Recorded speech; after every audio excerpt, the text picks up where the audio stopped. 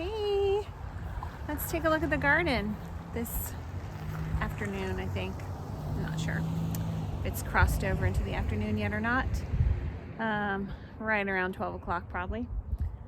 Something that I wanted to show you is, if you can see right here, the blueberries. We had a very, very, very warm December. It was easily in the high 70s a couple of days for 2 straight weeks, super warm.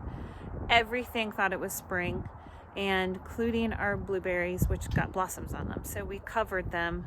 Right now, today's high is 36-ish, 40, and it's just getting down to like 23 at night, and we don't want them to die. So we've covered them. The other fruit trees are doing just fine. This bed right here is a new raised bed that we just put in. We are going to have tomatoes in it this summer. Also in the middle we'll have a trellis, and that we will have green beans going up right here. Probably green beans. I'm not totally done with the design yet. But this is basically the end of the winter garden. I wish I had done a tour with you before the end of when it was in its prime. But what we have right here is actually shocking to me, that these herbs are lasting through the winter. We have oregano, we have rosemary, 2 rosemaries actually, sage, lavender, and thyme. And they're like so happy, and I'm so surprised that they're taking the cold as well as they are. And then here is actually where rhubarb is going to go here. But for right now we have some lettuce and we have cabbage. And I am definitely the kind of gardener who just is like, there's an empty hole there, I'm gonna plug something in there. And that's what I did with lettuce. And I'm surprised that it's not dead. It's not dead. I don't know why.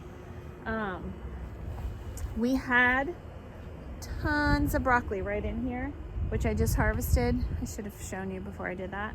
But we still have Brussels sprouts coming in right here. I'll give you a closer look a little bit in a minute. And then we have kale right along here, and a couple of cabbage, which weirdly, I don't know why I stuck them in there. But the kale has been feeding us since September, and it's still plugging along and super happy. We did have some aphids when it got warm in December pop up on there, and I put neem oil on it, and it seems like they're gone now. Let's see what else we have going on. Try not to blind anybody, including myself. Whew. Okay, so here we have this covered because this is where the majority of our lettuce was planted, and lettuce honestly just can't take 23-degree weather at night. But our cabbages are really almost ready. We're about to make a bunch of sauerkraut. I'll give you a close-up of those in a little bit also. Let's take a look. Let's walk over here. So here we have, gosh, I can't see. There we go. I'm blinded by the light. Go ahead, sing that song all day. We have bok choy, and we have butter crunch. And so I've been covering that with a water where the rain will come through, but right now I want them getting sun. And in the middle bed, there was broccoli galore. We pulled all that up, and we've eaten most of it. My last batch of carrots is right behind my elbow right there.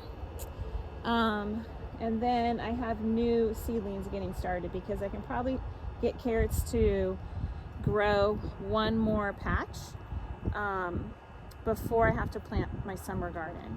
And then right here we have garlic and onions. And I have to tell you, my onions and leeks. Leeks look gorgeous. Garlic looks gorgeous. Onions look gorgeous, but they're not bulbing out. And I spooned them like you're supposed to dig around the roots, give them room to bulb out. And I don't know if it's because it was just too cold because it's winter, or if, I don't know what I did, but I'm gonna keep trying and we'll see what happens. And then I've got my potato bin beds right here, which they were growing super happy, and then this cold snap just kind of killed the green off. So I don't know what's gonna happen with those either, but I know that they need to do something by April, because I'm gonna use those beds in April for the summer garden. They have to make a decision, life decision right now. That's my greenhouse that my husband built when I was gone visiting my oldest daughter. in Northern Virginia. I love this thing. It's so great. I plant all my little seedlings in there.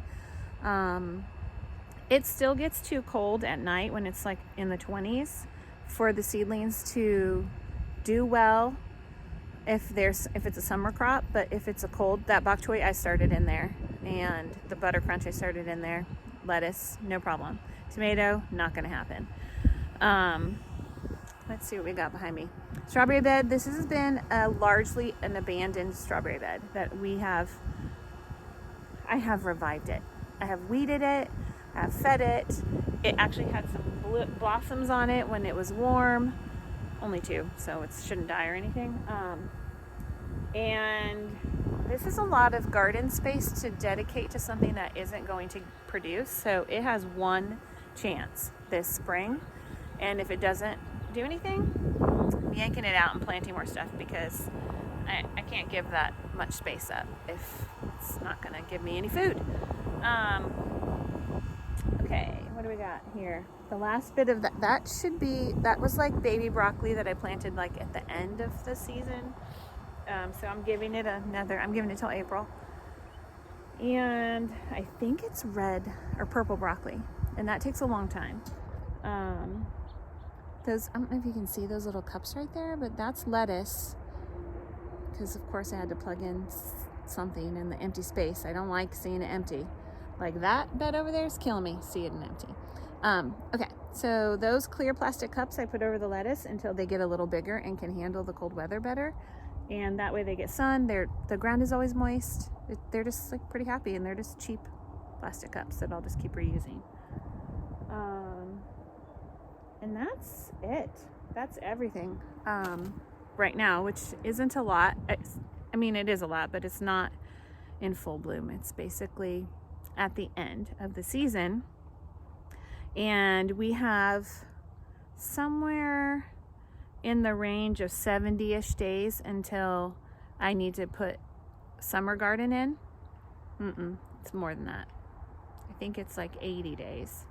So everything in here has about 80 days to produce, and then it's coming out. And then I'm putting in seedlings for the summer after our last frost, which I'm in zone 7B, 8A.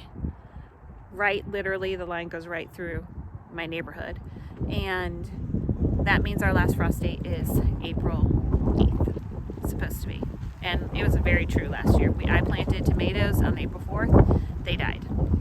Completely frozen, and then we never had frost again. So that's pretty accurate. The other thing we're going to do, which I'll give you a tour of when we put the chickens out, we're going to try growing corn for the first time in a very, very long time. So